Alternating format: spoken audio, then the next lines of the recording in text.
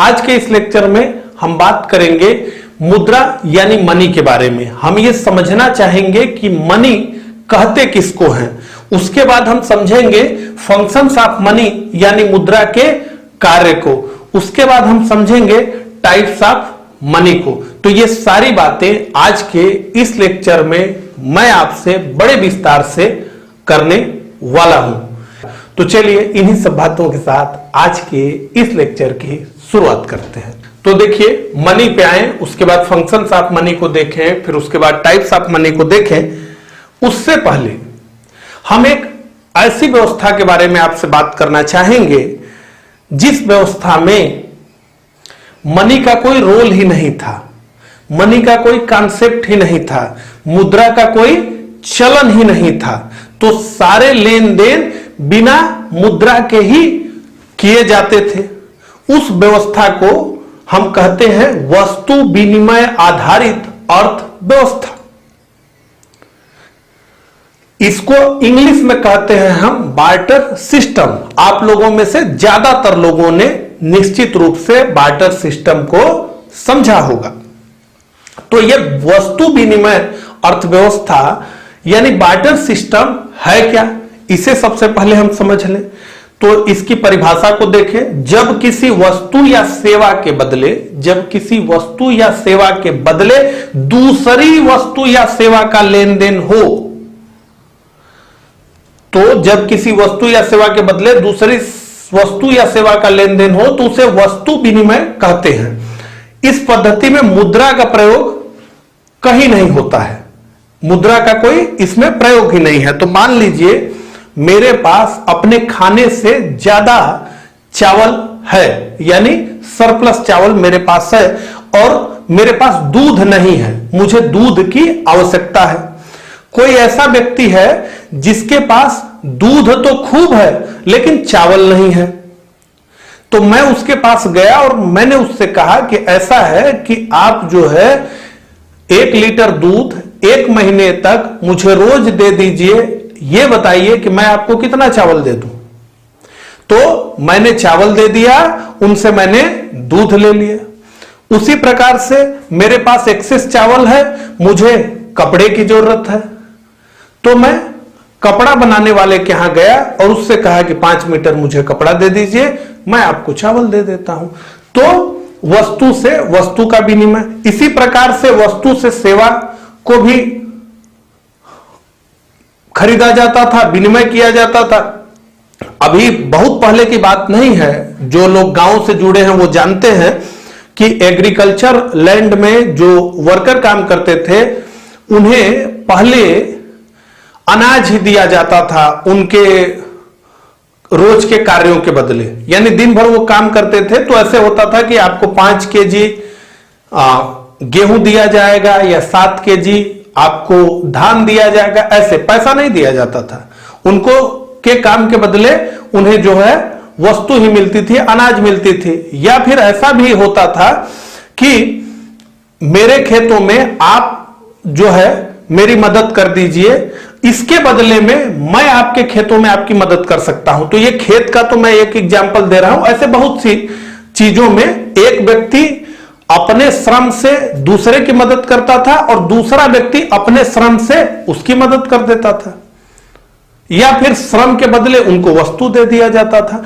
तो वही है कि वस्तु और सेवा के बदले दूसरी वस्तु या सेवा का लेन देन होता था। इसे ये बार्टर सिस्टम के नाम से जानते हैं। इसमें जो है मुद्रा का प्रयोग कहीं से कहीं नहीं था। ठीक है, तो हमने जो है बार्टर सिस्टम को समझ लिया। अब हम ये समझना चाहेंगे जो इसका मूल है कि इसके लाभ क्या थे। जो वस्तु विनिमय आधारित व्यवस्था थी इसके एडवांटेजेस क्या थे। तो सबसे पहला एडवांटेज इसका यह था कि तुरंत और आसानी से विनिमय हो जाता था। भाई मुझे जो है कपड़ा चाहिए, अब मेरे पास चावल है, मैं कपड़े वाले के यहां गया, मैंने कहा कि मुझे 5 मीटर कपड़ा दे दो, मैं तुमको चावल दे देता हूं। एकदम आसानी से यह काम हो जाता था। दूसरा कि चूंकि मुद्रा थी ही नहीं उस समय, तो मुद्रा स्फीति जैसी कोई समस्या नहीं थी। आज हम जानते हैं कि मुद्रा स्फीति जो है विकासशील देशों में ज्यादा हो जाती है, वो एक समस्या के रूप में हो जाती है, महंगाई लगातार बढ़ने लगती है। तो यहां ऐसा कोई कॉन्सेप्ट नहीं था, मुद्रा थी ही नहीं, तो मुद्रास्फीति था ही नहीं, और इस नाते से इसकी कोई समस्या नहीं होती थी। तो हमने लाभ समझ लिया, एडवांटेज समझ लिया, अब इसके डिसएडवांटेज समझना चाहेंगे कि इसकी हानियां क्या क्या है। तो सबसे पहला, इसको अब ध्यान से मेरी बातों को सुनते हुए समझते हुए चलिएगा, ठीक है। यहीं से फिर हम सारे पॉइंट उठाने वाले हैं। एक बात और मैं बता दूं, जब आप अपना चार्ट बनाइएगा तो इसे, ये जो मैंने लिखा है इतना, इसे जो है आप इससे पहले लिखिएगा, क्योंकि मुझे मूल बात करनी थी और ये ग्राफ वगैरह बनाना था ऐसे, तो मुझे लगा कि ये नीचे बनाऊंगा तो ठीक नहीं रहेगा, और इसलिए मैंने यहां लिखा है। आप अपने कॉपी पर पहले इसे लिखिएगा, फिर इसको लिखिएगा, और फिर ऐसे लिखते हुए आइएगा, ठीक है ना। तो अब जो है हानियों को शुरू करते हैं। तो सबसे पहली चीज तो ये थी इसमें परेशानी कि आवश्यकताओं के दोहरे संयोग का अभाव होता था, lack of double coincident of want. तो अब ये है क्या, आवश्यकताओं का दोहरा संयोग है क्या, इसे आप समझ लीजिए। मान लीजिए मेरे पास एक घोड़ा है, ठीक है, एक हार्स है मेरे पास। अब मैं चाहता हूं कि इस हार्स के बदले मुझे एक गाय मिल जाए, एक काऊ मिल जाए, ठीक है। मेरे पास घोड़ा है, मैं चाहता हूं कि इसके बदले मुझे कोई गाय दे दे। तो अब मुझे क्या करना होगा, तो सबसे पहले तो मुझे यह करना होगा कि मैं एक ऐसे व्यक्ति को खोज कर निकालूं जिसके पास गाय हो। तो पहला संयोग तो यह मुझे करना होगा कि मुझे एक ऐसे व्यक्ति को खोजना होगा जिसके पास गाय हो, और दूसरा यह कि उस व्यक्ति को घोड़े की आवश्यकता हो, तभी ना। मान लीजिए उसके पास 500 गाय है और वो कहा कि नहीं मुझे घोड़ा नहीं चाहिए, मुझे गाय के बदले में हाथी चाहिए, तब तो होगा नहीं, वो आपसे बदलेगा नहीं, आपका घोड़ा आपके पास ही रह जाएगा, आपको गाय मिलेगी नहीं। तो पहला कंडीशन ये फुलफिल होना चाहिए आपका कि आपको ऐसा व्यक्ति मिल जाए जिसके पास गाय हो, और दूसरी कंडीशन ये कि वो ये तैयार हो आपके साथ विनिमय करने के लिए, यानी उसको घोड़े की वांट हो, तब आपको घोड़े के बदले में गाय मिलेगी, अन्यथा नहीं मिलेगी।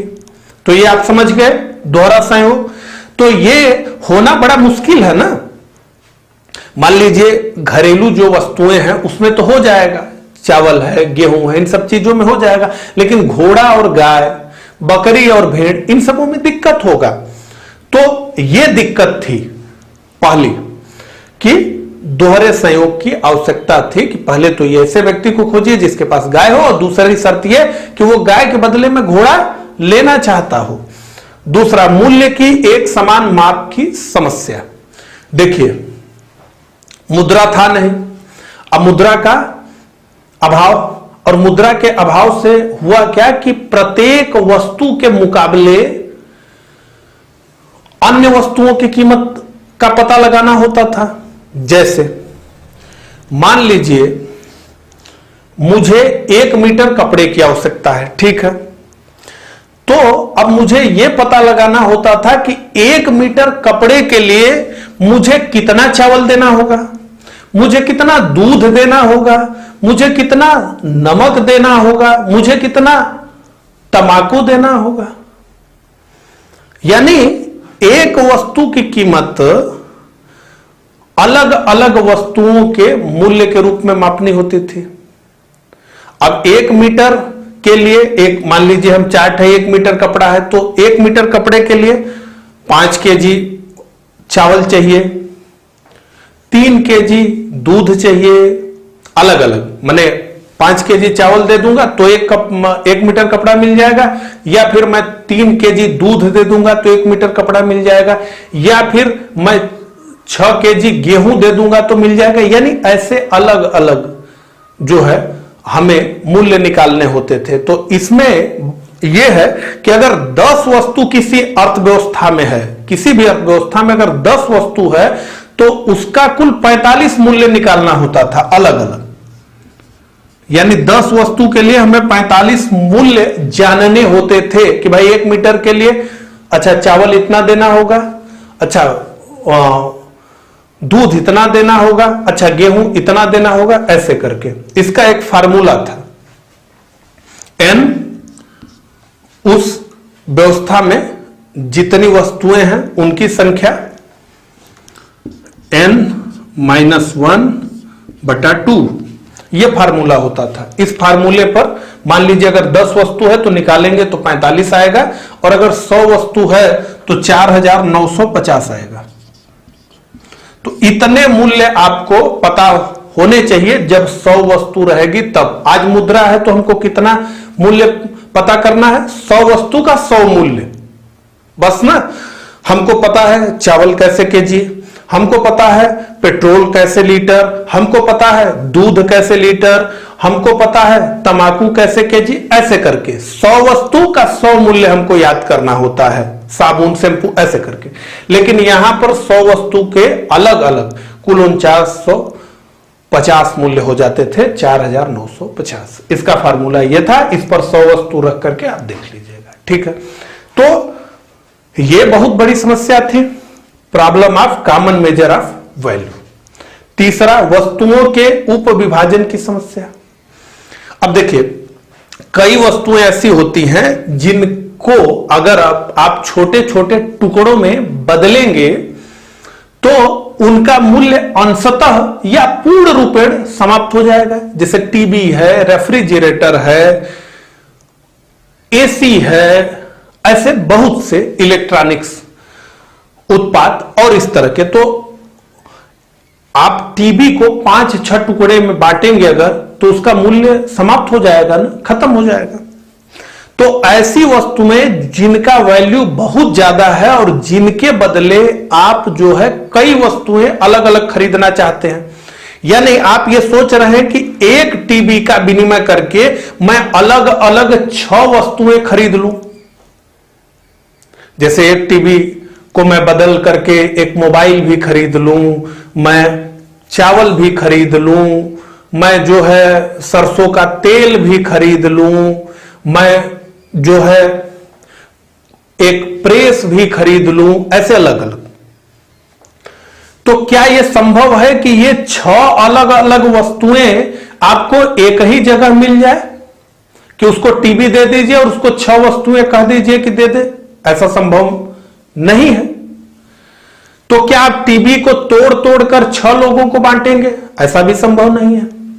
तो यह बहुत बड़ी समस्या थी। अब मुद्रा आ जाने से क्या है कि मेरे पास टीवी है, मुझे बेचना है, मुझे 10 प्रोडक्ट खरीदने हैं या 6 खरीदने या 5 खरीदने, तो मैं क्या करूंगा, टीवी को 10,000 में बेच दिया मान लीजिए।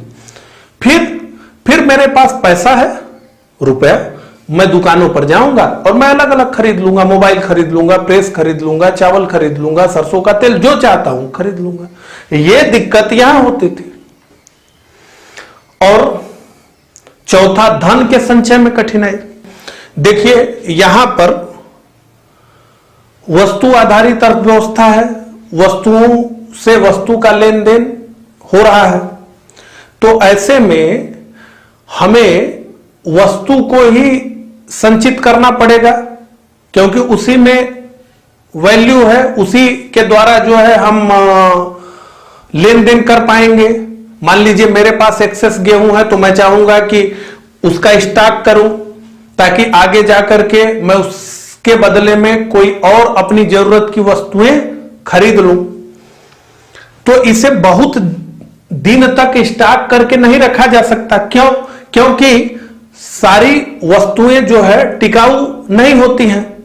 गेहूं है, चावल है, ये सब टिकाऊ नहीं है, 1-2 साल के बाद खराब हो जाएंगे। और इसलिए जो है धन के संचय में बहुत कठिनाई होती थी बार्टर सिस्टम की व्यवस्था में। और इसीलिए कहा जाता है कि इस व्यवस्था से अंबानी अडानी निकलने वाले नहीं थे।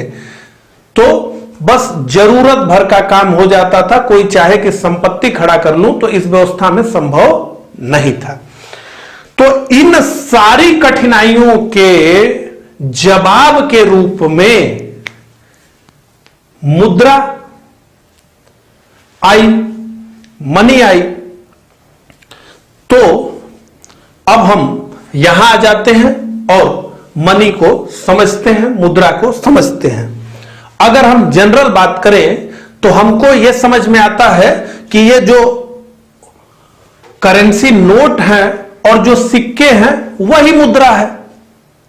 जनरली आप में से भी ज्यादातर लोग जो करेंसी नोट है, जो सिक्के हैं, वो ही क्या है? मुद्रा है। जबकि ऐसा नहीं है। मुद्रा की जो परिभाषा है वो बहुत बड़ी है, बहुत व्यापक है।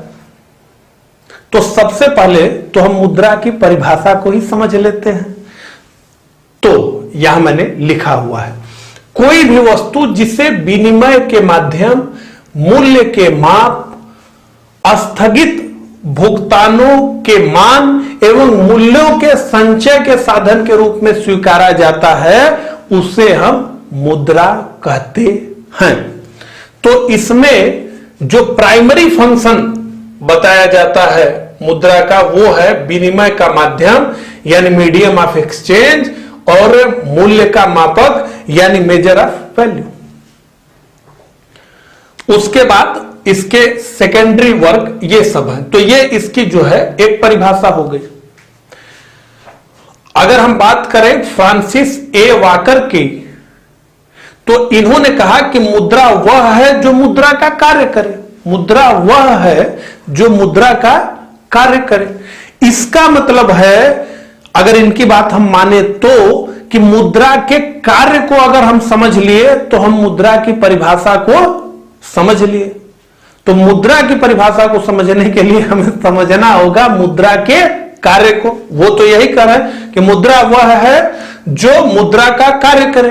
तो अब हम इनकी बात को सच मानते हुए यह समझना चाहेंगे कि मुद्रा के कार्य क्या हैं, फंक्शंस ऑफ मनी को।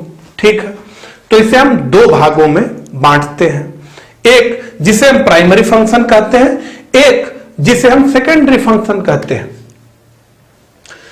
तो प्राइमरी फंक्शन मुद्रा का जो है वो है विनिमय का माध्यम यानी मीडियम ऑफ एक्सचेंज, और दूसरा है मूल्य का मापक यानी मेजर ऑफ वैल्यू।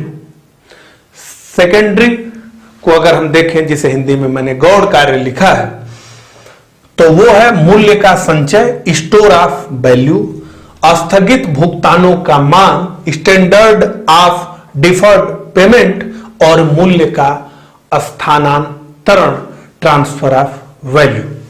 ठीक है, तो इन सब पर जो है हम दो दो लाइनें लिखेंगे, एक नोट्स बनाएंगे, ताकि जो है परमानेंट आपके रेफरेंस के लिए ये सारी चीजें रहें। तो अब जो है आप एक कॉपी इस प्रकार की और एक पेन निकाल लीजिए और इनकी परिभाषाओं को लिखते हुए चलिए, ताकि आपके पास परमानेंट रेफरेंस के लिए नोट्स हो जाए, कि जब आप चाहें तो आप उसे दोहरा सके, बार बार आपको वीडियो देखना न पड़े। एक नया प्रयोग मैंने किया है, कमेंट करके बताइएगा। बाकी मैं तो ऐसे भी आपको बता करके निकल जाऊंगा, जैसे कि मैंने अभी यहां बार्टर सिस्टम में किया। ठीक है, तो कमेंट करके भी मुझे बताइएगा। तो चलिए अब हेडिंग डालिए, विनिमय का माध्यम, यह मुद्रा के कार्य, इसको बना लीजिए। देखिए अभी मैं नोट्स लिखवा रहा हूं, तो पहले का क्या काम करिए कि ये आपका जो है आधे पेज में आ जाएगा, उसके बाद इसके लिए पेज छोड़ दीजिए, ये और ये आपका एक पेज पर आ जाएगा। उसके बाद आप जो है नीचे से लिखिए, और बाद में जब ये लेक्चर समाप्त हो जाएगा तो ये सारे चार्ट आप जो है बना लीजिएगा, या फिर अभी रफ कॉपी पर लिख लीजिए। जब सारा डाटा हो जाएगा तो फेयर कर लीजिएगा, जैसा आपको उचित लगे। ठीक है, मैं बोलता हूं। तो पहला लिखिए विनिमय का माध्यम, यहां इंग्लिश में मैंने लिखा हुआ है मीडियम ऑफ एक्सचेंज। ठीक है, नोट्स बनाते हुए चलिए, मैं आपको समझाते हुए चलूंगा। मुद्रा विनिमय या भुगतान के माध्यम के रूप में कार्य करती है। मुद्रा विनिमय या भुगतान के माध्यम के रूप में कार्य करती है। इसका अर्थ यह है कि इसका अर्थ यह है कि लोग मुद्रा की सहायता से, इसका अर्थ यह है कि लोग मुद्रा की सहायता से वस्तुओं और सेवाओं का क्रय विक्रय, वस्तुओं और सेवाओं का क्रय विक्रय आसानी से कर सकते हैं। एक बार फिर से मैं इसे पढ़ देता हूं। मुद्रा विनिमय या भुगतान के माध्यम के रूप में कार्य करती है। इसका अर्थ यह है कि लोग मुद्रा की सहायता से वस्तुओं और सेवाओं का क्रय विक्रय आसानी से कर सकते हैं। तो अभी हमने क्या देखा था कि वस्तु के बदले वस्तु, लेकिन यहां क्या है कि वस्तु के बदले वस्तु की कोई अनिवार्यता नहीं है, मुद्रा आ गई और मुद्रा के माध्यम से हमें जो चाहिए वो हम खरीद सकते हैं, हम उसे बेचकर मुद्रा प्राप्त कर सकते हैं, मुद्रा देकर उसे हम खरीद सकते हैं। तो ये विनिमय का माध्यम हो गई, मीडियम ऑफ एक्सचेंज हो गया। ठीक है, जैसे मुझे एक पेन चाहिए जिसकी कीमत 10 रुपए है, तो मैंने 10 रुपए उस दुकानदार को दिया और उसने मुझे वो पेन दे दिया, यानी 10 रुपए के लिए उसने जो है पेन का विनिमय मेरे साथ कर दिया। ठीक है, इसे कहते हैं मीडियम ऑफ एक्सचेंज। जो रोज आप करते हैं काम, रोज बाजार में जाते हैं, सामान खरीदते हैं पैसा देकर, वही बात है, या फिर बेचते हैं तो आपको रुपया मिलता है। ठीक है, ये हो गया। दूसरा, मूल्य का मापक, मेजर ऑफ वैल्यू, मूल्य का मापक। ठीक है, उम्मीद है कि ये आपने लिख लिया होगा, प्राइमरी फंक्शन, प्राथमिक कार्य। ठीक है, तो लिखिए इसमें वस्तुओं और सेवाओं के मूल्य को, वस्तुओं और सेवाओं के मूल्य को, वस्तुओं और सेवाओं के मूल्य को कीमत के रूप में मापने में मुद्रा सहायक है। वस्तुओं और सेवाओं के मूल्य को कीमत के रूप में मापने में मुद्रा सहायक है। Full stop. चूंकि कीमत मौद्रिक इकाई में व्यक्त की जाती है, चूंकि कीमत मौद्रिक इकाई में व्यक्त की जाती है, चूंकि कीमत मौद्रिक इकाई में व्यक्त की जाती है, अतः वस्तु या सेवा का मूल्य भी, अतः वस्तु या सेवा का मूल्य भी मौद्रिक रूपों में ही व्यक्त किया जाता है। तो यह मूल्य का मापक है। यहां मैंने क्या आपको बताया, यहां मूल्य एक वस्तु के बदले दूसरी वस्तु से लगाया जाता था, अब वो झंझट खत्म हो गया। अब क्या है कि 10 रुपए किलो चावल है, 20 रुपए किलो गेहूं है, इस प्रकार से। हालांकि गेहूं से हमेशा चावल महंगा ही होता है। ठीक है, तो अब सब पेट्रोल 70 रुपए लीटर है, सरसों का तेल 100 रुपए लीटर है, 30,000 रुपए का लैपटॉप है, 1 लाख रुपए की मोटरसाइकिल है। ये सब हम करते हैं ना, ये मूल्य का माप करने का काम करती, हम बताते हैं ना रुपए में। तो वही कह रहा है कि चूंकि कीमत मौद्रिक इकाई में व्यक्त की जाती है, तो वस्तु या सेवा का मूल्य भी मौद्रिक रूपों में ही व्यक्त किया जाता है। हम बड़े आसानी से जानते हैं, ये चीज इतने रुपए की, वो चीज उतने रुपए की, वो चीज उतने रुपए की, वो चीज उतने रुपए की। एक बार फिर से दोहरा देता हूं, अगर किसी का छूटा हो तो नोट कर ले। वस्तुओं और सेवाओं के मूल्य को कीमत के रूप में मापने में मुद्रा सहायक है। चूंकि कीमत मौद्रिक इकाई में व्यक्त की जाती है, अतः वस्तु या सेवा का मूल्य भी मौद्रिक रूपों में ही व्यक्त किया जाता है। अब मूल्य का संचय, स्टोर ऑफ वैल्यू, हेडिंग लिखिए, उसके बाद मैं बोल रहा हूं। मूल्य का संचय बराबर ऐसे, मूल्य का संचय बराबर धन का संचय, यानी जो यहां लिखा गया है मूल्य का संचय, उसका सीधा मतलब है धन का संचय से। ठीक है, जैसा कि हम जानते हैं मुद्रा भुगतान के माध्यम, जैसा कि हम जानते हैं मुद्रा भुगतान के माध्यम और मूल्य की इकाई के रूप में कार्य करती है। ये दोनों बात मैंने अभी आपको बताया ना, भुगतान का माध्यम है और मूल्य की इकाई के रूप में कार्य करती है। जैसा कि हम जानते हैं मुद्रा भुगतान के माध्यम और मूल्य की इकाई के रूप में कार्य करती है। जैसा कि हम जानते हैं मुद्रा भुगतान के माध्यम और मूल्य की इकाई के रूप में कार्य करती है, तो यह सहज ही मूल्य के संचय का भी कार्य करने लगती है। यह कैसे? अब यह बताइए कि मुद्रा से आप कुछ भी खरीद सकते हैं, ठीक है। मुद्रा में क्या है? क्रय शक्ति है। अगर आपके जेब में 20,000 रुपए है तो उस 20,000 से आप खरीद सकते हैं चीजों को। तो जब मुद्रा मूल्य के इकाई और भुगतान के माध्यम के रूप में कार्य करने लगी तो इसका मतलब है कि आपके पास जेब में अगर मुद्रा है तो आप धन का संग्रह कर सकते हैं इससे। अगर आपके पास जो है धन संग्रह करना है तो मुद्रा में कर सकते हैं बड़े आराम से। आपके पास आप चाहते हैं कि 5 लाख रुपए जो है तो आप 5 लाख रुपए रख लिए, उसमें क्रय शक्ति है, उससे कुछ भी आप खरीद सकते हैं। तो धन का संग्रह करना मुद्रा में क्या है? बहुत आसान है। तो यही बात। अगला, स्थगित भुगतानों का मान, स्टैंडर्ड ऑफ डिफर्ड पेमेंट, ठीक है। स्थगित भुगतानों का मान इसमें लिखिए। स्थगित भुगतान वो होते हैं, स्थगित भुगतान, पहले तो यह समझ लें कि स्थगित भुगतान होते क्या।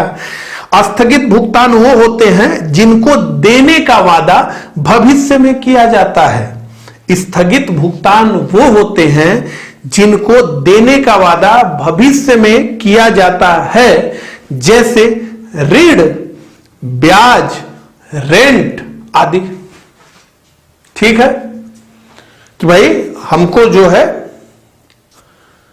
इतना पैसा दे दो, मैं तुम्हें जो है बाद में दे दूंगा, या फिर मेरे लिए तुम काम कर दो, तुम्हारे जो वेजेस होंगे या सैलरी होंगे मैं बाद में दे दूंगा, या फिर तुम मुझे पैसा दे दो, इस पर मैं ब्याज तुम्हें दूंगा, या फिर तुम मुझे अपना मकान दे दो, 1 महीने के बाद मैं तुम्हें रेंट दे दूंगा, ऐसे। तो स्थगित भुगतान वो होते हैं जिनको देने का वादा भविष्य में किया जाता है, जैसे ऋण, ब्याज, रेंट आदि। इसी में लिखिए, मुद्रा का मूल्य तुलनात्मक दृष्टि से स्थिर रहता है और यह अन्य वस्तुओं के तुलना में टिकाऊ भी होती है। मुद्रा का मूल्य तुलनात्मक दृष्टि से स्थिर रहता है, मुद्रा का मूल्य तुलनात्मक दृष्टि से स्थिर रहता है और यह अन्य वस्तुओं की तुलना में टिकाऊ भी होती है। तो अभी देखिए, एक एग्जाम्पल यह है कि जैसे इस बार्टर सिस्टम में हम देखें कि मैंने किसी से ले लिया 100 केजी गेहूं और मैंने उससे कहा कि 1 साल के बाद मैं तुम्हें 100 केजी गेहूं वापस कर दूंगा। तो अब इसमें यह प्रश्न है कि क्या पता कि 1 साल के बाद गेहूं का कुल मूल्य कितना हो 100 केजी का। देखिए, विनिमय में भी यह तय होता था ना कि भाई कितना गेहूं के बदले कितना टमाटर, कितना दूध के बदले कितना गेहूं। तो यह है कि गेहूं का जो विनिमय का मूल्य है वो कहीं गिर ना जाए। तो फिर मैं 100 केजी इनको अभी दिया हूं और बाद में गिर जाए, जब ये 100 केजी लौटाएंगे तो पता नहीं उसका मूल्य रहे न रहे, यह प्रश्न होता है। तो इस दृष्टि से देखा जाए तो मुद्रा का मूल्य स्थिर रहता है। हालांकि मुद्रा स्फीति से मुद्रा का मूल्य गिरता है, यह आप भी जानते हैं, लेकिन ऐसा तो नहीं है कि तुरंत गिर जाता है, धीरे धीरे ही। तो इस दृष्टिकोण से, और अगर तुलनात्मक दृष्टि से देखें तो मुद्रा का मूल्य स्थिर रहता है, यह कह रहा है। और यह अन्य वस्तुओं की तुलना में क्या है? टिकाऊ भी है। तो इस नाते से स्थगित भुगतानों के मान के रूप में यह काम करती है। अब अंतिम लिखिए, मूल्य का स्थानांतरण, मूल्य का स्थानांतरण, ठीक है। मुद्रा का प्रयोग एक स्थान से दूसरे स्थान, मुद्रा का प्रयोग एक स्थान से दूसरे स्थान या एक व्यक्ति से दूसरे व्यक्ति को, मुद्रा का प्रयोग एक स्थान से दूसरे स्थान या एक व्यक्ति से दूसरे व्यक्ति को मूल्य स्थानांतरण के लिए आसानी से किया जा सकता है। एक व्यक्ति से दूसरे व्यक्ति को मूल्य हस्तांतरण के लिए आसानी से किया जा सकता है। तो इसका मतलब यह है कि अभी मेरे पास मुद्रा है तो मैं इसे कहीं भी ले जाकर के प्रयोग कर सकता हूं। भाई हस्तांतरण मैं कर सकता हूं ना मुद्रा का, जेब में रखा पैसा लेकर के चला गया, जो है मैं काम कर रहा हूं। व्यक्ति से व्यक्ति को हस्तांतरित हो सकती है। उसके अलावा मेरे पास कोई प्रॉपर्टी है, उसको मैं बेच करके कहीं और ले जा सकता हूं, उसे मुद्रा में बदल कर मैं कहीं ले जा सकता हूं। तो हस्तांतरण है जो है, ठीक है। तो ये जो है मुद्रा के कार्यों को हमने समझा और हमने नोट्स भी बनाया। हो सकता है मैं थोड़ा तेज बोल रहा हूं इसलिए आप ठीक से लिख ना पाए हो, तो इस वीडियो को पॉज करके वो आप जो है जो छूट गया होगा उसे लिखिएगा। अब एक टर्म और है, उसको भी हम समझ लें, जो कि बार बार जो है आता है और अभी अगर नहीं समझेंगे तो बाद में फिर हम समझ नहीं पाएंगे। इसे हम कहते हैं तरलता। इसी को चल संपत्ति, अचल संपत्ति कहते हैं। इंग्लिश में इसे कहते हैं लिक्विडिटी। आप लोगों ने सुना होगा। तो लिक्विडिटी का मतलब होता क्या है उसे समझिए। तो यहां पर मैंने लिखा है, आपको दिख रहा होगा कि कोई भी आदेय यानी संपत्ति यानी एसेट्स जो बिना किसी विलंब, कठिनाई अथवा क्षति के नगद मुद्रा में बदल जाने की क्षमता रखता हो। नगद मुद्रा, कैश इन हैंड की बात हो रही है यहां पर। जैसे ये नगद मुद्रा है, तो कोई भी आदेय एसेट जो बिना किसी विलंब, कठिनाई अथवा क्षति के नगद मुद्रा में बदल जाए। तो क्या क्या कंडीशन है? देरी ना हो, वो नगद में बदल जाए, कठिनाई ना हो और उसके अलावा क्षति ना हो, उसे नगद में बदलने में क्षति ना हो। तो कोई भी आदेय एसेट जो बिना किसी विलंब, कठिनाई अथवा क्षति के नगद मुद्रा में बदल जाने की क्षमता रखता हो, उसे हम क्या कहते हैं? उसे हम चल निधि कहते हैं, उसी को हम तरलता कहते हैं, उसी को हम लिक्विडिटी कहते हैं। तो अब इस जो हमने लिखा है उसका एग्जाम्पल लेते हैं कि फिर किस प्रकार के। तो एक तो नगद मुद्रा हो गया, स्वयं मैंने लिखा कोई भी आदेय यानी एसेट जो बिना किसी विलंब, कठिनाई अथवा क्षति के नगद मुद्रा में बदल जाने की क्षमता रखता हो। तो इसके एग्जाम्पल में नगद मुद्रा स्वयं हो जाएगी, कैश इन हैंड, और उसके बाद बैंक में जमा धन, कैश एट बैंक। ये दो इसके बहुत अच्छे उदाहरण हैं कि नगद मुद्रा तो स्वयं और बैंक में जमा धन, इसमें आंशिक रूप से शेयर वगैरह भी आ जाते हैं। ठीक है, तो ये हमने समझ लिया कि चल निधि किसे कहते हैं, लिक्विडिटी किसे कहते हैं। फोकस होगा मुद्रा के प्रकार को समझना। ठीक है, विभिन्न प्रकार की मुद्राएं हैं, इनको हमें समझना है। तो चलिए आज का काम शुरू करते हैं। ठीक उसी प्रकार से नोट्स बनाते हुए हम चलेंगे और मैं बीच बीच में आपको समझाते हुए चलूंगा। तो सबसे पहले जो मुद्रा आई बार्टर सिस्टम व्यवस्था के बाद, वो थी वस्तुगत मुद्रा, जिसे हम कहते हैं कमोडिटी मनी। ये एम लिखा है, जगह नहीं था इसलिए ये मनी है। ठीक है, कमोडिटी मनी, वस्तुगत मुद्रा यानी वस्तु मुद्रा। बार्टर सिस्टम के बाद जो मुद्रा आई वो थी वस्तुगत मुद्रा। इसके बाद सारी मुद्राएं जो है समय समय पर प्रचलन में आई। तो हेडिंग डालिए, मुद्रा के प्रकार, टाइप्स ऑफ मनी, मुद्रा के प्रकार। तो इस चार्ट को बनाने भर जगह छोड़ दीजिए, उसके नीचे से इसका डिस्क्रिप्शन लिखिए। ठीक है, ये तो मैंने बना ही दिया है, लेक्चर समाप्त होने के बाद आप बना लेंगे या फिर अगले लेक्चर में देखकर आप हो सकता है बना भी लिए हो। ठीक है, तो लिखिए मुद्रा के प्रकार, नंबरिंग करिए 1, वस्तुगत मुद्रा 1, वस्तुगत मुद्रा, कमोडिटी मनी, वस्तुगत मुद्रा। अब इसमें लिखिए प्राचीन समय में मुद्रा के रूप में, प्राचीन समय में मुद्रा के रूप में उन वस्तुओं का प्रचलन था, प्राचीन समय में मुद्रा के रूप में उन वस्तुओं का प्रचलन था जिनका अपना मूल्य होता था, जिनका अपना मूल्य होता था और जो धन के रूप में भी कार्य करते थे। तो जिनका अपना मूल्य होता था और जो धन के रूप में भी कार्य करते थे, उदाहरण स्वरूप बता रहा हूं, आप लिख सकते हैं, जैसे डैश आगे लिखिए, सिप्पियां, वो कौन कौन सी वस्तुएं थी जो मुद्रा के रूप में काम करती थी उसको हम लिख रहे हैं, जैसे सिपियां, चावल, तंबाकू, हाथी दांत, भेड़, सोना, चांदी इत्यादि। देखिए, ये मुद्राएं जो है क्षेत्र के हिसाब से, संस्कृतियों के हिसाब से, सामाजिक परिवेश के हिसाब से, कृषि प्रणालियों के हिसाब से जो है विकसित हुई। कहीं पर जो जंगली इलाके थे वहां पर हाथी दांत को लोगों ने मुद्रा बना लिया, कहीं पर लोगों ने सीपियों को जो है मुद्रा बना लिया, कहीं लोगों ने कोको के बीज को मुद्रा बना लिया।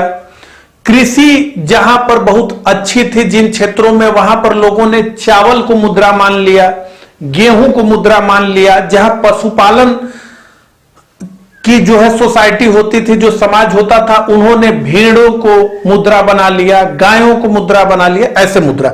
तो यहां पर जो लिखा गया है कि मुद्रा के रूप में उन वस्तुओं का प्रचलन था जिनका अपना मूल्य होता था। तो भेड़ का अपना मूल्य है, मुद्रा के रूप में तो आप उसको प्रयोग कर ही रहे हैं, लेकिन भेड़ का अपना स्वयं का मूल्य भी है, गाय का अपना स्वयं का मूल्य भी है।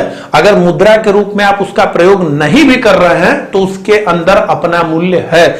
जैसे आज हम एक जो है इसके उदाहरण में जो है, सटीक तो नहीं होगा लेकिन समझ सकते हैं, ये 100 रुपए की नोट है, ठीक है। इसका मूल्य कितना है? 100 रुपए।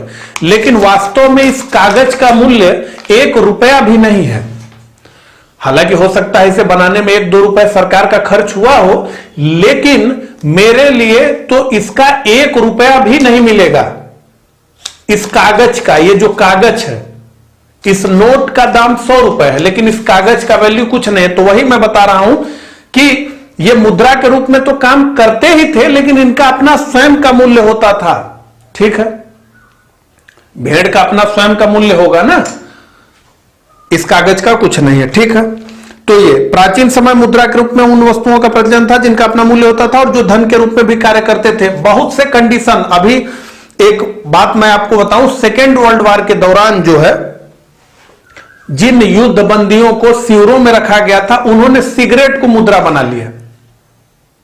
सिगरेट के जरिए जो है वो लेन देन करते थे। जो लोग सिगरेट नहीं पीते थे वो भी उसको मुद्रा मानते थे कि 5 सिगरेट के बदले जो है एक जींस के का पैंट, ऐसे लोग। लेकिन ये स्थानीय आधार पर होता था, बहुत बड़े स्केल पर ये हो नहीं सकता था, स्थानीय आधार पर होता था। रिजिड प्रक्रिया थी, बहुत दूर तक ऐसी मुद्राओं को आप लेके जा नहीं सकते थे, ये सारी चीजें थी। और उसके अलावा अगर चावल वगैरह को छोड़ दे तो अन्य जगहों पर जैसे जो सिपियां वगैरह थी, हाथी दांत वगैरह मुद्रा के रूप में प्रयोग होते थे, वो बहुत बड़े स्केल पर प्रयोग नहीं हो सकते थे क्योंकि उनकी मात्रा जो थी वो सीमित थी। और कहीं ना कहीं इन्हीं सब परेशानियों के जवाब में आई जो है मेटेलिक मनी, यानी जो है मेटल मनी, धातु मुद्रा, ठीक है। तो इसे हमने यहां पर टाइटल दिया है सामान्य मुद्रा। उसी में हम जो है 2 तरह की मुद्रा देखेंगे, एक मेटल मनी और एक जो है करेंसी नोट। तो सबसे पहले हम जो है समझेंगे धात्विक मुद्रा या धातु मुद्रा, मेटल मनी, ठीक है। इसके बाद आई वस्तु मुद्रा के बाद, ठीक है। फिर आ गई जो है इनमें जो परेशानियां थी उसके जवाब के रूप में आई धात्विक मुद्रा। तो हेडिंग डालिए, सेकंड, धातु मुद्रा, मेटेलिक मनी, धातु या धात्विक जो भी आपको समझ में आए, धातु मुद्रा, मेटेलिक मनी या मेटल, ठीक है। इसमें लिखिए, जो मुद्रा धातु से बनी होती है, जो मुद्रा धातु से बनी होती है जो मुद्रा धातु से बनी होती है, जो मुद्रा मेटल से बनी होती है, को धातु मुद्रा कहते हैं। एकदम सिंपल, जो मुद्रा धातु से बनी होती है उसे हम धातु मुद्रा कहते हैं। ठीक है, अब यहां पर यह समझ लीजिए कि अब प्रॉपर जो है सिक्के बनाए जाने लगे और जिसपे जो है सील और मोहर लगाए जाने लगे और उस पर मूल्य लिखे जाने लगे, जैसे आज के सिक्के हैं उस तरीके से।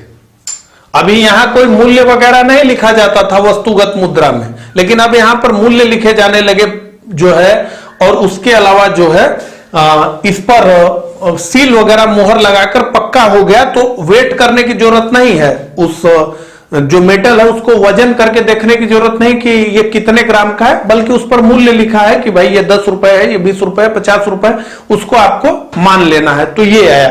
तो अब इसमें जो है हमने समझ लिया कि मेटल मनी क्या होती है, मेटेलिक मनी।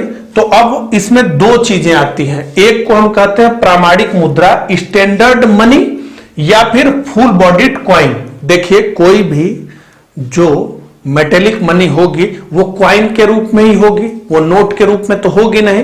तो इसीलिए मैंने लिखा है यहां पर क्वाइन, कंफ्यूज मत होइएगा। ठीक है, तो प्रामाणिक मुद्रा इसे हम स्टैंडर्ड मनी कहते हैं, और एक नाम इसका और यूज होता है फुल बॉडीड क्वाइन। ये सी जो है ये क्वाइन जगह नहीं था, इसलिए एम और सी समझते हुए चलिएगा। ठीक है, तो प्रामाणिक मुद्रा क्या होती है, और उसके बाद प्रतीक मुद्रा, यानी जिसे हम टोकन मनी कहते हैं या टोकन क्वाइन कहते हैं, ये क्या होती है, इसको हम समझ लें। तो हमने सेकंड दिया है टाइटल मेटेलिक मनी। ठीक है, उसी में हम जो है एक कोष्ट बना करके दो टर्म समझना चाहेंगे। ठीक है, तो नीचे एक जो है कोष्ट बना करके लिखिए, दो टर्म लिखना है। वो दो टर्म जब हम समझ लेंगे तो जो हम ये समझाना चाहते हैं वो बड़े अच्छे से आपको समझ में आएगा। तो लिखिए अंकित मूल्य, अंकित मूल्य थोड़ा मोटे पेन से लिखिएगा, इसे कहते हैं इंग्लिश में फेस वैल्यू। अंकित मूल्य यानी फेस वैल्यू। ठीक है, मुद्रा के उस मूल्य को कहते हैं जो उस पर अंकित होता है। अंकित मूल्य, फेस वैल्यू, मुद्रा के उस मूल्य को कहते हैं जो उस पर अंकित होता है। तो ये मेरे पास एक 100 रुपए का सिक्का है, हालांकि आप नजदीक से देख लें, कई लोग शायद 100 रुपए का सिक्का देखे ना हो। तो ये मेरे पास 100 रुपए का सिक्का है। ठीक है, सॉरी ये 100 लिखा हुआ तो आपको मैंने दिखाया नहीं, उसी पर तो मैं हाथ से पकड़ लिया था, देखिए ये। ठीक है, तो ये क्या है, ये 100 रुपए जो लिखा है ये इसका अंकित मूल्य है। ठीक है, उसी तरह अगर नोट को हम देखें तो इस पे 100 रुपए लिखा है तो ये इसका अंकित मूल्य है। ठीक है, तो मुद्रा के उस मूल्य को कहते हैं जो उस पर अंकित होता है, इसे क्या कहते हैं, फेस वैल्यू। अंकित मूल्य, फेस वैल्यू, मुद्रा के उस मूल्य को कहते हैं जो उस पर अंकित होता है। समझ में आ गया, 10 रुपए, 5 रुपए, 100 रुपए, 500 रुपए, 2000 रुपए। जो सेकंड लिखिए उसी में धात्विक मूल्य, मेटल वैल्यू, धात्विक मूल्य, मेटल वैल्यू। तो एक हमने फेस वैल्यू समझ लिया, अब हम मेटल वैल्यू समझेंगे। मुद्रा जिस धातु या कागज की बनी है, मुद्रा जिस धातु या कागज की बनी है उसको यदि मेटल में बदल दिया जाए तो उसका बाजार मूल्य जो होगा, मुद्रा जिस धातु या कागज की बनी है, मुद्रा जिस धातु या कागज की बनी है, नोट करते चलिए, उसको यदि मेटल में बदल दिया जाए तो उसका जो बाजार मूल्य होगा। अब जैसे ये मुद्रा है, ठीक है, इसका मेटल वैल्यू का मतलब है कि इस मुद्रा को मैं गला दूं, इस सिक्के को, उसके बाद इस सिक्के का जो मूल्य होगा उसे हम कहते हैं धातु मूल्य यानी मेटल वैल्यू। तो इसका अंकित मूल्य क्या है, 100 रुपए, फेस वैल्यू हो गई। अब इसका मेटल वैल्यू क्या है, यह जानने के लिए हम इसे अगर गला करके देखें, जो भी मेटल इसमें लगा है, इसमें जान लीजिए सिल्वर लगा है, ठीक है, तो इसका वैल्यू कितना होगा। ठीक है, यह समझ में आ गया, मेटल वैल्यू। फिर से फेस वैल्यू मुद्रा के उस मूल्य को कहते हैं जो उस पर अंकित होता है। मेटल वैल्यू मुद्रा जिस धातु या कागज की बनी है उसको यदि मेटल में बदल दिया जाए, इसे यदि गला दिया जाए तो उसका जो बाजार मूल्य होगा मेटल का, उसे मेटल वैल्यू कहते हैं। ये समझ में आ गया आप लोगों को? बहुत समझदार हैं भी आप लोग, ये समझ में आ गया। तो अब इस सेकंड में ए लिखिए, वो तो हमने कोष्टक में लिख लिया, समझने के लिए इसको ए लिखिए और लिखिए प्रामाणिक मुद्रा। प्रामाणिक मुद्रा हेडिंग दीजिए और लिखिए इंग्लिश वाले स्टैंडर्ड मनी। इसे आप लिख सकते हैं फुल बॉडीड क्वाइन, ठीक है। प्रामाणिक मुद्रा इसमें लिखिए वह मुद्रा जिसका अंकित मूल्य और धात्विक मूल्य बराबर हो। वह मुद्रा जिसका अंकित मूल्य और धात्विक मूल्य बराबर हो। वह मुद्रा जिसका अंकित मूल्य यानी फेस वैल्यू और धात्विक मूल्य यानी मेटल वैल्यू दोनों बराबर हो, उसे हम प्रामाणिक मुद्रा कहते हैं। उसे हम प्रामाणिक मुद्रा कहते हैं। जैसे लिखिए, जैसे सोने और चांदी के पुराने सिक्के। सोने और चांदी के पुराने सिक्के, तो इस समय जो मुद्रा 5 रुपया, 10 रुपया, 1 रुपया के सिक्के हम यूज करते हैं, 1 रुपए 2 रुपए में तो हो सकता है उस मेटल उतना लग गया हो, लेकिन 10 रुपए के सिक्के में 10 रुपए का मेटल नहीं लगा है। उसमें जो मेटल यूज हुआ है उसे अगर आप गला करके मार्केट में बेचेंगे तो आपको 10 रुपए नहीं मिलेगा, ठीक है। लेकिन जो पहले सिक्के चलते थे वो स्टैंडर्ड मनी होता था, यानी फुल बॉडीड क्वाइन होता है। जैसे मैंने एग्जांपल में आपको लिखवाया ना कि पुराने सोने चांदी के सिक्के। अब ये देखिए, ये 1901 का 1 रुपीज का सिक्का है। ये 1901 के दौरान चलता था। रानी विक्टोरिया का चित्र इस पर बना हुआ है और ये 1 रुपए का सिक्का है, 1 रुपए का। और ये पूरा सिक्का जो है सिल्वर से बना हुआ है। तो जिस समय ये सिक्का बना था उस समय 1 रुपया इसका अंकित मूल्य था और इसके धातु को अगर कोई उस समय गला करके बाजार में बेचता तो भी उसे 1 रुपया मिल जाता। मेरी बात समझ रहे हैं आप? ये 100 का नोट है या 10 का सिक्का ही समझ लीजिए, अभी हम मेटल ही समझ रहे हैं, सिक्का ही समझ लीजिए। तो उसको गला कर बेचेंगे तो आपको 10 रुपए नहीं मिलेगा, लेकिन ये सिक्का जिसका अंकित मूल्य यानी फेस वैल्यू 1 रुपया है, इस सिक्के को उस समय जब ये बना था आप गला करके बाजार में बेचते तो भी 1 रुपया मिल जाता है। यानी इस सिक्के का जो अंकित मूल्य था वही इसका धात्विक मूल्य भी था। ऐसा नहीं था कि इसका धात्विक मूल्य है 1 रुपया और इस पर लिख दिया किसी ने 5 रुपया, ठीक है। तो ये 1901 का सिक्का है, हालांकि ये पूरा सिल्वर है और ये 10 ग्राम का सिक्का है। तो आज इसकी कीमत जो है 400 रुपए है। 1 रुपए है ना अंकित मूल्य। अभी ग्रेसम का लाभ समझाऊंगा तब भी इसको मैं लाऊंगा, ठीक है। तो ये फुल बॉडीड क्वाइन है। लेकिन फुल बॉडीड क्वाइन में एक समस्या जो सबसे बड़ी होती है वो ये होती है कि समय के साथ मुद्रा का वैल्यू कम होता है, मुद्रास्फीति के कारण, हम जानते हैं। और जो सोने और चांदी की तरह की धातुएं हैं, वैसे तो सभी सामान महंगे हो जाते हैं, ये लगातार इनका मूल्य बढ़ता ही जाता है। तो एक समय ये आ जाता है कि आज से 115-16 वर्ष पहले 1 रुपए की इतनी चांदी थी, आज उसका मूल्य 400 रुपए हो गया। समझ रहे हैं मेरी बात को आप? तो इसमें यह होगा कि अगर अभी तक यह सिक्का प्रचलन में रहा हो, मान लीजिए सरकार का आदेश है यह सिक्का चलेगा, तो यह सिक्का बाजार में आपको देखने को नहीं मिलेगा। इसका मैं 1 रुपए में विनिमय क्यों करूं? आज के 1 रुपए अंकित मूल्य तो इसका 1 ही रुपया है, सरकार तो यही मानती है कि ये 1 रुपया है। लेकिन इसमें 10 ग्राम चांदी लगी है, तो क्या मैं इसे 1 रुपए में आपको दे दूंगा? नहीं दूंगा। तो मैं इसको रख लेता हूं अपने घर ही, मेरे पास पड़ा रहेगा। कभी जरूरत होगा तो मैं किसी सुनार को दे दूंगा, तो एटलीस्ट 200 रुपया तो मुझे इसका वो दे ही देगा, ना 400 दे दो। समझ गए? तो फुल बॉडीड क्वाइन में ये बहुत बड़ी समस्या होती है कि समय के साथ अंकित मूल्य एकदम कम हो जाता है और जो उसका मेटल वैल्यू हो बहुत बढ़ जाता है। उसका उदाहरण ये सिक्का है और उसका उदाहरण ये सिक्का है, ये 100 रुपए का सिक्का है। इसमें कुल 40 ग्राम, देखिए कितना बड़ा है, इसमें कुल 40 ग्राम चांदी का उपयोग हुआ है। और उस हिसाब से अगर हम देखें तो ये 1600 रुपए का सिक्का है, लेकिन सरकार इसे क्या मानती है कि 100 रुपए है, लेकिन इसका मेटल वैल्यू समय के साथ इतना बढ़ गया कि मेटल वैल्यू हो गया 1600 और फेस वैल्यू 100 का 100 ही है। ठीक है, ये समझ में आ गया। तो ये ऐसा चीजें मेटल में ही हो सकती हैं, इसमें होगा क्या? ये 500 साल तक भी मैं इसको रख दूं तो इसका क्या होगा? इसका मूल्य बढ़ना है क्या? ये कुछ नहीं है, कागज है, इसका मूल्य नहीं बढ़ना है, ये तो फिएट मनी है। ठीक है, तो बहुत विस्तार से हमने बात कर ली, चूंकि अब ग्रेसम के लॉ को भी हमें समझना था तो इसलिए हमने समझ लिया। तो प्रामाणिक मुद्रा यानी वो मुद्रा जिसका अंकित मूल्य और मेटल मूल्य दोनों बराबर हो। हालांकि मैंने जैसा कि बताया कि समय के साथ मेटल का मूल्य बढ़ जाता है और अंकित मूल्य कम हो जाता है, तो वही दिक्कत होती है। प्रतीक मुद्रा, इसको कहते हैं सांकेतिक मुद्रा भी और प्रतीक मुद्रा भी। तो हेडिंग डालिए सांकेतिक या प्रतीक मुद्रा, सांकेतिक या प्रतीक मुद्रा।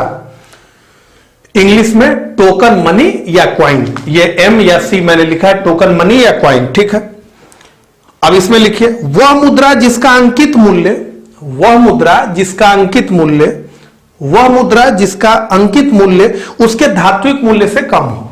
वह मुद्रा जिसका अंकित मूल्य उसके धात्विक मूल्य से कम हो। इसके एग्जाम्पल में जो सब मुद्राएं आपके समय इस समय यूज कर रहे हैं आप, 10 रुपए 5 रुपए सब, वो इसके उदाहरण में होंगे। वह मुद्रा जिसका अंकित मूल्य उसके धात्विक मूल्य से कम हो। यहां देखिए शब्द से भी समझा जाता है भाव को। प्रतीक मुद्रा यानी जो है सांकेतिक, तो संकेत मात्र, यहां क्या लिखा है? प्रामाणिक, स्टैंडर्ड, तो वही। ठीक है, ये हमने बड़े विस्तार से समझ लिया।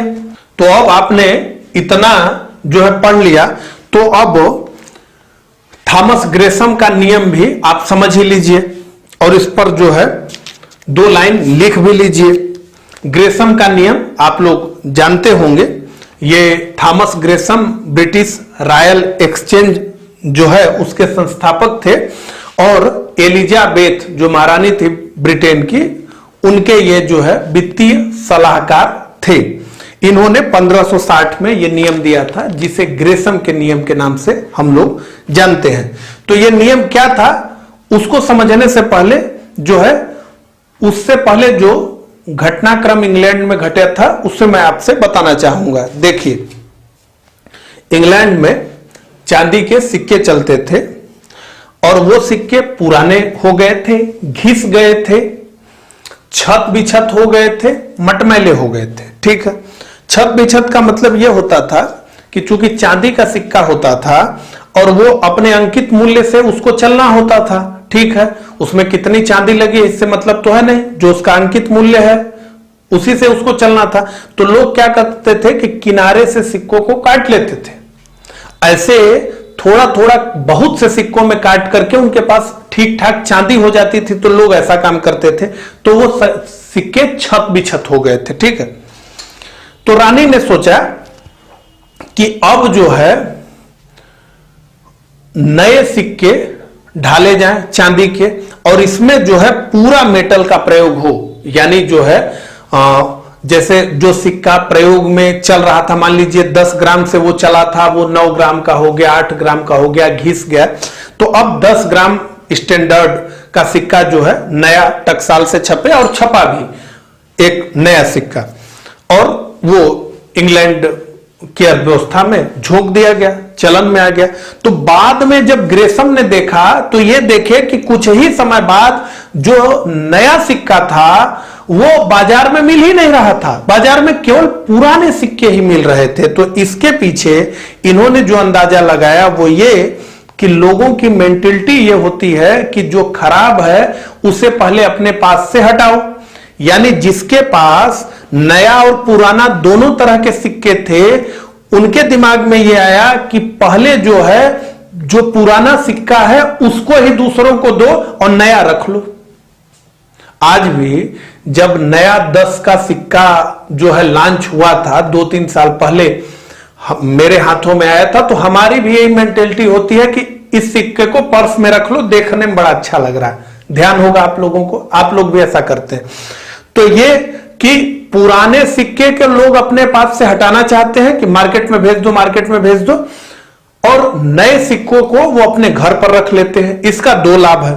पहला तो यह है कि इसमें चांदी ज्यादा लगी है नए सिक्के में, और दूसरा लाभ क्या है, मानसिक लाभ है कि नया अपने पास रहे और पुराना न रहे। ठीक है, तो इसी को देखते हुए इन्होंने, इसी मेंटेलिटी को व्यक्ति के समझते हुए इन्होंने नियम दिया, उसी को कहते हैं ग्रेसम का नियम। 2 लाइन में लिख लीजिए जो बात मैंने आपसे की।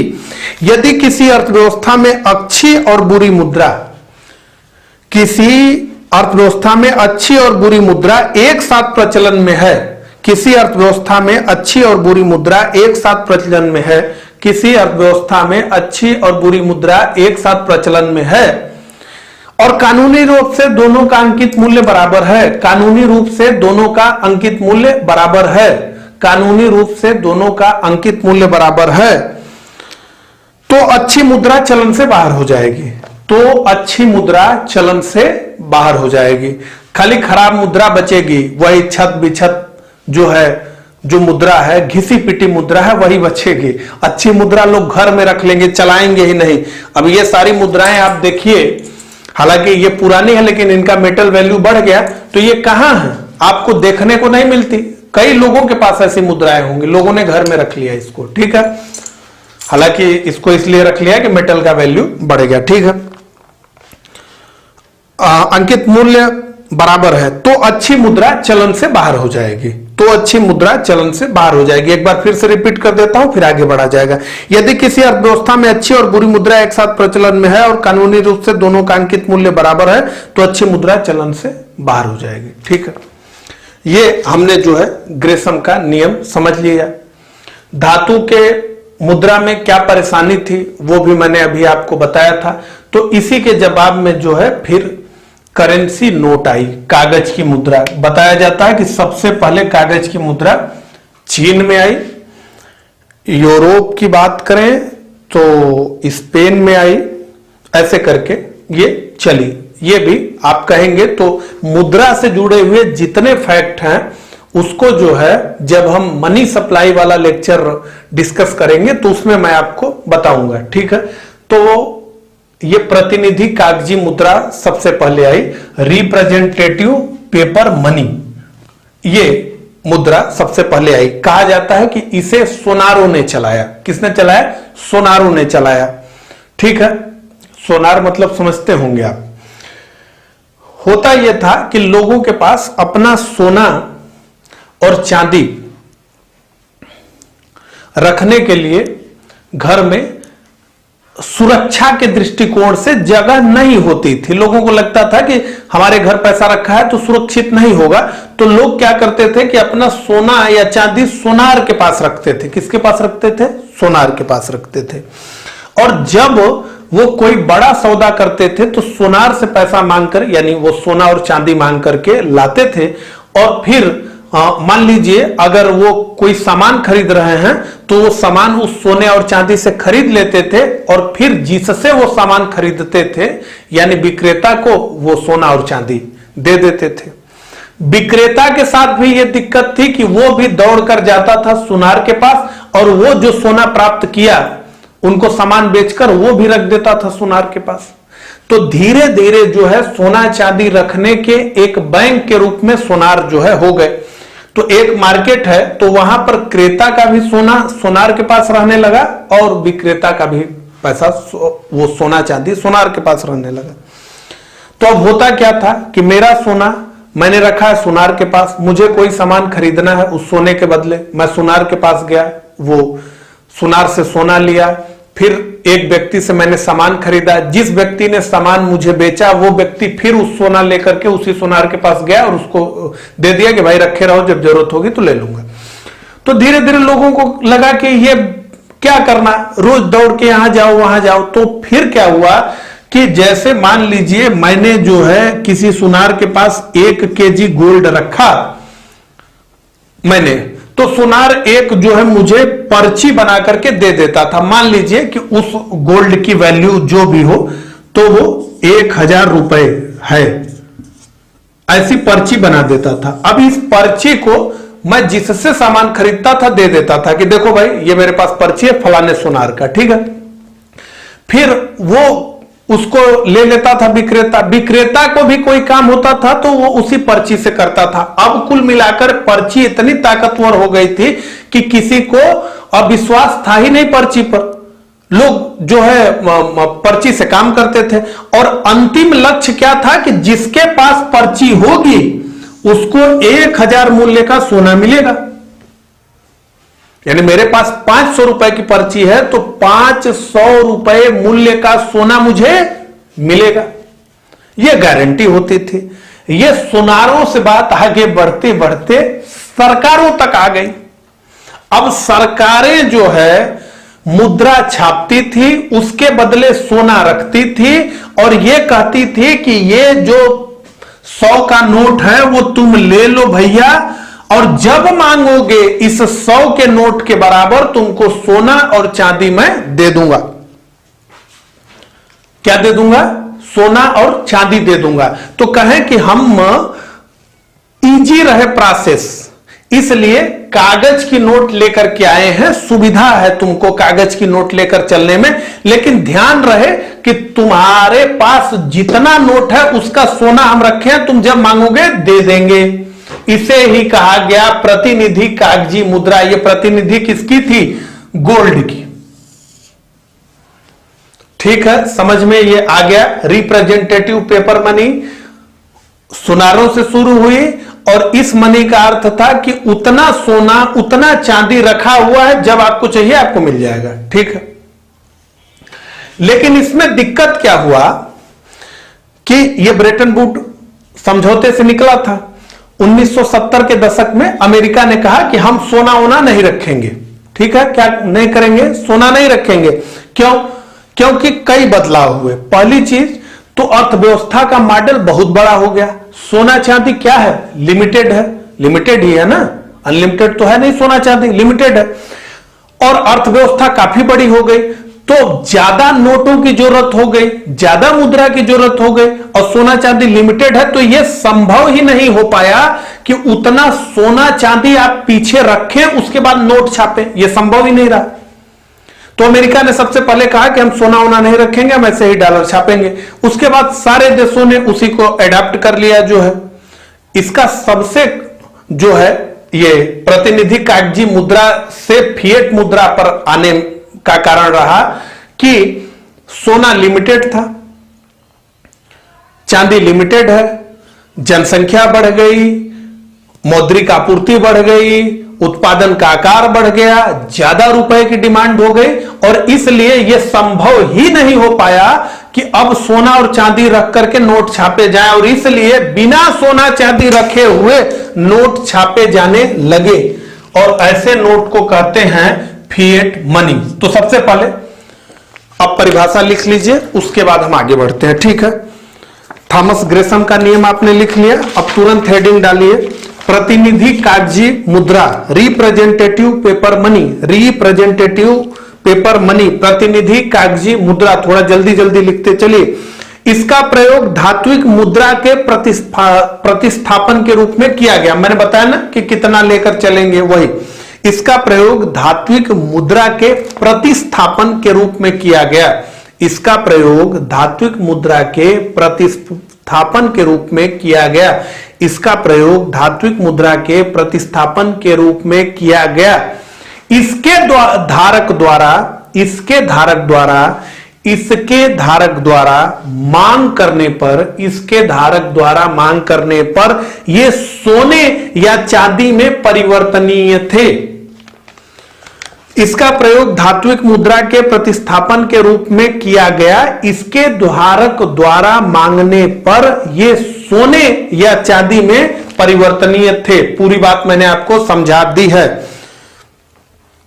अब अगला हेडिंग डालिए, अधिदिष्ट मुद्रा या आदेशात्मक मुद्रा या वैधानिक मुद्रा। तो कई नामों से इसे पुकारा जाता है, यही बहुत महत्वपूर्ण है, इसी को हमें समझना है। अधिदिष्ट मुद्रा, आदेशात्मक मुद्रा या वैधानिक मुद्रा, इंग्लिश में इसे कहते हैं फिएट मनी और लीगल टेंडर, वैध मुद्रा। ठीक है, समझ में आ गया। अब इसको समझ लीजिए। अब आपने गोल्ड रखना छोड़ दिया, गोल्ड और सिल्वर आप रखते नहीं हैं बैकअप पर, जितना मर्जी आता है आप नोट छाप देते हैं, और वो नोट इसलिए है, वो मुद्रा इसलिए है कि सरकार या विधान कहता है कि वो मुद्रा है, यानी सरकार का आदेश है, इसलिए जो है वो मुद्रा है। इसीलिए इसे आदेशात्मक मुद्रा कहते हैं। ये देखिए फिएट, फिएट मतलब होता ही है आदेश है, तो इसके बारे में लिखिए। अधिदिष्ट, आदेशात्मक या वैधानिक मुद्रा, वह मुद्रा जो विधान या सरकारी आदेश के तहत, वह मुद्रा जो विधान या सरकारी आदेश के तहत, वह मुद्रा जो विधान या सरकारी आदेश के तहत, वह मुद्रा जो विधान या सरकारी आदेश के तहत चलन में होती है, वह मुद्रा जो विधान या सरकारी आदेश के तहत चलन में होती है, और जिसे स्वीकार करने के लिए प्रत्येक व्यक्ति, और जिसे स्वीकार करने के लिए, और जिसे स्वीकार करने के लिए प्रत्येक व्यक्ति कानूनी रूप से बाध्य होता है, वह मुद्रा जो विधान या सरकारी आदेश के तहत चलन में होती है और जिसे स्वीकार करने के लिए प्रत्येक व्यक्ति कानूनी रूप से बाध्य होता है, उसे वैधानिक मुद्रा या आदेशात्मक मुद्रा कहते हैं। इसका उदाहरण है कि सभी संप्रभु राष्ट्रों की जो मुद्रा आज के डेट में है वो वैधानिक मुद्रा ही है, वो फिएट मनी ही है। इसके एग्जाम्पल में सभी संप्रभु राष्ट्रों की मुद्रा वैधानिक मुद्रा होती है। ठीक है, तो यह मुद्रा बस इसलिए है कि सरकार ने कहा कि यह मुद्रा है। ठीक है, इसका क्या वैल्यू है, इस कागज के टुकड़े का क्या वैल्यू है, 1 रुपया भी नहीं है, लेकिन सरकार ने क्या लिखा है इस पे, मैं धारक को 100 रुपए अदा करने का वचन देता हूं। बस यही बात ने इसे मुद्रा बना दिया कि मैं धारक को इतना रुपया देने का वचन देता हूं, यानी इसके पीछे सरकार खड़ी हो गई। क्या कहती है सरकार कि हम जो है पैसा देंगे। तो एक चीज पहले समझ लीजिए कि भारत में इस समय जितने भी नोट और जितने भी सिक्के चल रहे हैं सब फिएट मनी है, आदेशात्मक मनी है, उसके अंदर जो है कोई कीमत नहीं है। और इसीलिए जो है जब सरकार बंद कर देती है तो लोगों के तोते उड़ जाते हैं। अभी मुद्रा जो है एक 1000 का नोट और एक 500 का नोट, सरकार ने कहा कि अब लीगल टेंडर नहीं है। हालांकि जैसा कि मैंने आपको बताया कि सरकार यह वादा करती है कि मैं इतना रुपया आपको दूंगा, तो सरकार ने दिया, आप लाइन में लगे, आपने अपनी पुरानी नोटों को बदला, नई नोट सरकार ने आपको दिए। ठीक है, क्यों, इस पे लिखा है ना सरकार ने किए। लेकिन फिर भी ऐसे मुद्राओं को बहुत अच्छा नहीं माना जाता फिएट मनी को। कारण यह है कि इनका अपना कोई मूल्य नहीं होता। यह सिक्का है, इसका अपना मूल्य है। मोदी जी इसको बंद कर दें, मेरे सेहत पर एक चवन्नी असर नहीं पड़ेगा। ऐसा अगर मेरे पास 1000 सिक्का हो और मोदी जी कहें कि यह सिक्का बंद हो गया, तो मैं कहूंगा कि बहुत अच्छा कर दिया आपने, ये तो 100 रुपया का था, मुझे तो 1600 रुपए मिल रहा है। हालांकि अगर 1600 ना भी मिले, 100 रुपए का सिक्का हो और 100 रुपए ही मिले तो आप सिक्का बंद करते रहिए, मुझे कोई दिक्कत नहीं है। क्यों? क्योंकि इस सिक्के में ही मूल्य है, यहां इसमें कोई मूल्य वगैरह नहीं है। ये फिएट मनी है, सरकार जो है इसको छापती है। तो अभी सभी मुद्राएं फिएट मनी ही है, सिक्के भी अब फिएट मनी ही है। ये लीगल टेंडर है और ये इसलिए मुद्रा है क्योंकि सरकार कहती है कि मुद्रा है, और सरकार जो है ये कंपलसरी करती है कि अगर आप इसे नहीं लेंगे तो सरकार आपको जेल में डाल देगी। इसके लिए कानून बना है कि इसको आपको लेना ही है, ये आपकी मजबूरी है। ठीक है, तो ये हमने समझ लिया। सबसे महत्वपूर्ण मुद्रा यही है, यही चलन में है। और कुल मिला के ये जितनी परिभाषाएं हमने समझी, सारी चीजें समझी, उसका जवाब ये है कि ये जो है, जो फिएट मनी है वही मुद्रा है, चलन के हिसाब से, व्यवहारिकता के हिसाब से। मुद्रा बराबर ये सारी बातों को अगर एक तरफ कर दें तो जो हो नोट हैं और जो सिक्के हैं वही तो हैं। ठीक है, अब आइए बैंक मुद्रा। इसमें दो चीजें आती हैं, चेक और बैंक ड्राफ्ट। ठीक है, तो इस जिसको मैंने बैंक मुद्रा लिखा है इसके और भी नाम है, तो इस पे एक नोट्स लिखिए। ठीक है, बैंक मुद्रा या ऐच्छिक मुद्रा या साख मुद्रा, इसे तीन अलग अलग नामों से बुलाया जाता है। बैंक मुद्रा या ऐच्छिक मुद्रा या साख मुद्रा, ये तीन नामों से है इंग्लिश में। बैंक मनी, ऑप्शनल मनी और क्रेडिट मनी। ठीक है, इसी को कहते हैं बैंक मुद्रा को। तो बैंक मुद्रा इसलिए कहते हैं कि ये चेक हो या बैंक ड्राफ्ट हो, ये बैंक से जुड़े हुए हैं, इसलिए इसे बैंक मुद्रा कहते हैं।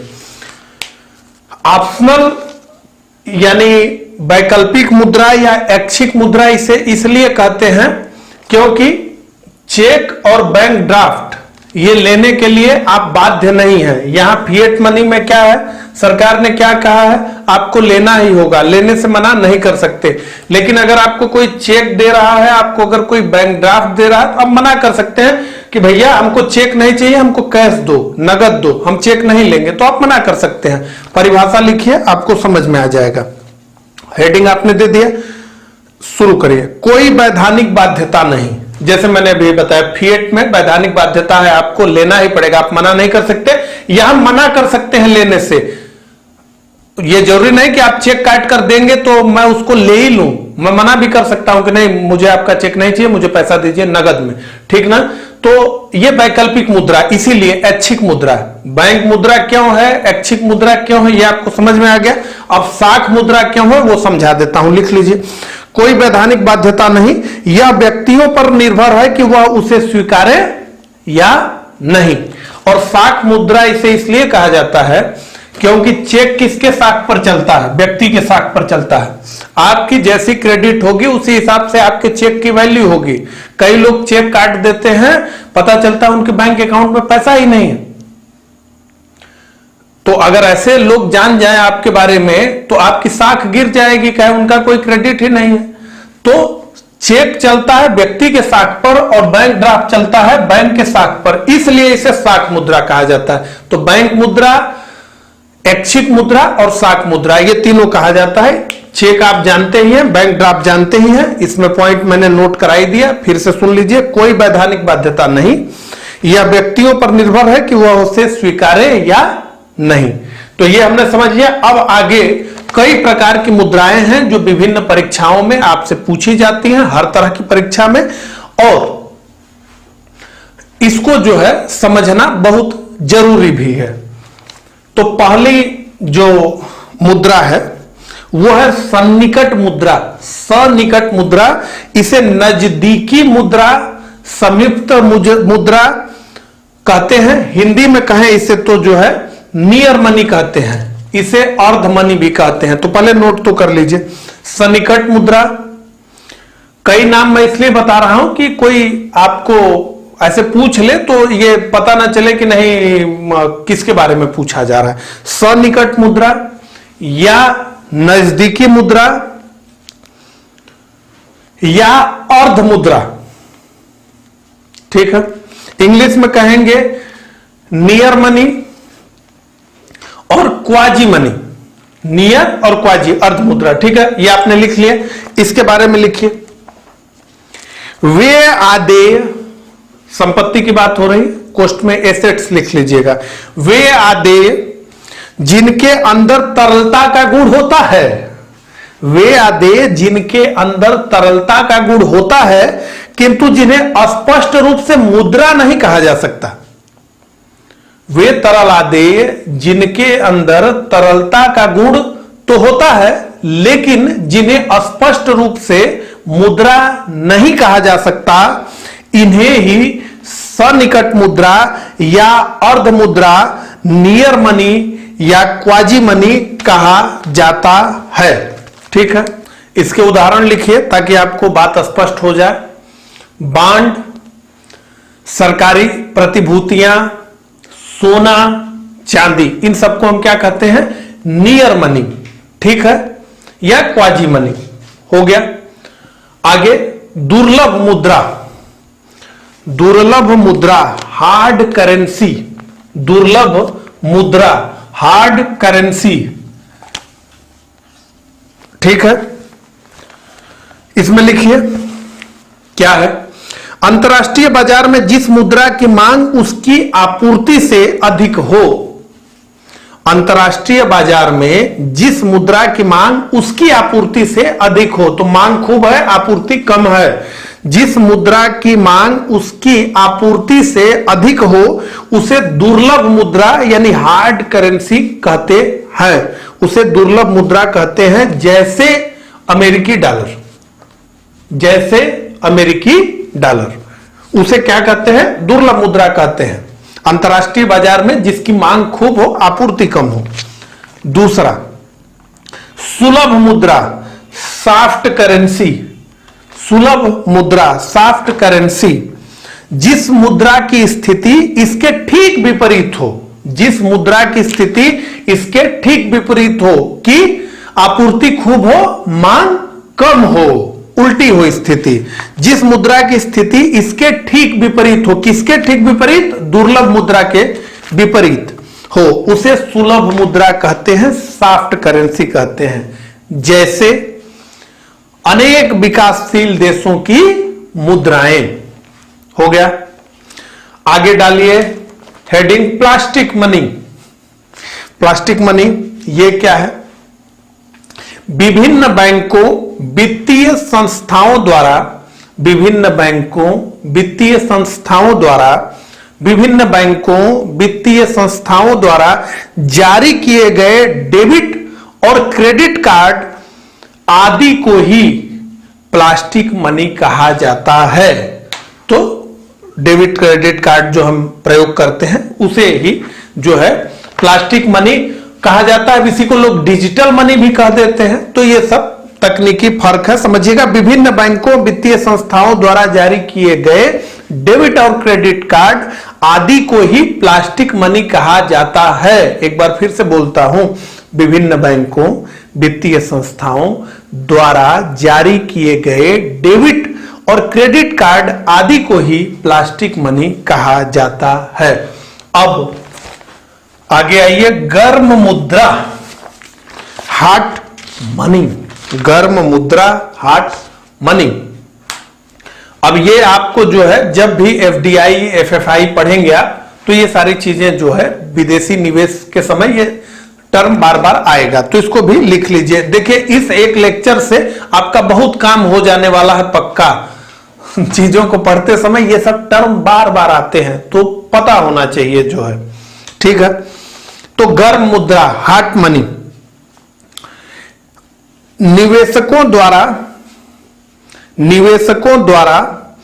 वित्त बाजार एवं प्रतिभूतियों, शेयर वगैरह, विदेशी निवेशकों द्वारा वित्त बाजार एवं प्रतिभूतियों में अल्पकालीन लाभ के लिए किया गया निवेश, विदेशी निवेशकों द्वारा वित्त बाजार एवं प्रतिभूतियों में अल्पकालीन लाभ के लिए किया गया निवेश, जैसे शेयर, बांड आदि, जैसे शेयर, बांड आदि। अब हेडिंग डालिए, आभासी मुद्रा डालिए या आधुनिक मुद्रा डाल सकते हैं, इसे जो है इसी में हम आभासी मुद्रा को रखते हैं। बीट आभासी मुद्रा, इसी को आधुनिक मुद्रा भी कहते हैं। तो आधुनिक मुद्रा लिख करके कोष्ठ में आभासी मुद्रा लिख दें। वर्चुअल करेंसी, वर्चुअल करेंसी, इसमें बस हम एक लाइन लिखेंगे। क्यों? क्योंकि बिटकॉइन है ये वर्चुअल करेंसी का सबसे अच्छा उदाहरण बिटकॉइन है। तो बिटकॉइन पढ़ने के लिए या फिर क्रिप्टो करेंसीज जो हैं उनको पढ़ने के लिए एक पूरा लेक्चर लगेगा। तो बस इसको हम शार्ट में लिख लेते हैं ताकि हमारे दिमाग में रहे कि कोई वर्चुअल करेंसी कहे तो दिमाग में रहे कि क्या बात है। बिटकॉइन और उस जैसी अनेकों, बिटकॉइन और उस जैसी अनेकों क्रिप्टो करेंसी, बिटकॉइन और उस जैसी अनेकों क्रिप्टो करेंसी आभासी मुद्रा का एक सटीक उदाहरण है। बिटकॉइन और उस जैसी अनेकों कॉइन, बिटकॉइन और उस जैसी अनेकों क्रिप्टो करेंसी आभासी मुद्रा का एक अच्छा और सटीक उदाहरण है। ठीक है, तो इस प्रकार से हमने जो है मुद्रा के प्रकार पढ़ लिए। ठीक है, मिलता हूं इसी तरह के अगले लेक्चर में, तब तक के लिए नमस्कार।